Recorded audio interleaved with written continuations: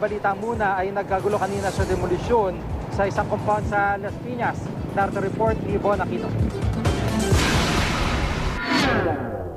Madaling araw pa lang nagkukumahog ng maglabas ng kanilang kagamitan ng mga residente ng Factor Compound, Barangay Almanza 1, Las Piñas City.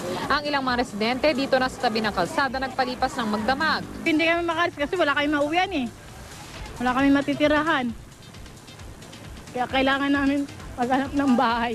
Huwag na muna ituloy para magkaroon kami. May sakit pa ako. Hindi naman nila pinakinggan. Kung inalang tagal ng taong ka dito. Hintayin nyo mga tao makapaghanda. Hindi ho kami hayop. Nagsagawa na rin ng maagang inspeksyon ng mga pulis sa loob ng compound at nangumpiska ng mga batong ito na posibleng magamit para manggulo sa demolisyon. Sinicheck natin yung mga tao sa loob. Baka mayroon silang mga preparasyon laban sa mga demolition team sa mga kapulisan natin. At para na rin maiwasan yung mas malaki pang kaguluhan mamaya. Alas 8 ng umaga nang dumating ang demolition team. Pero ilang sandali pa, Pagbigyan nyo kami, makakapag-usap. Nag-pending case pa yan eh, oh.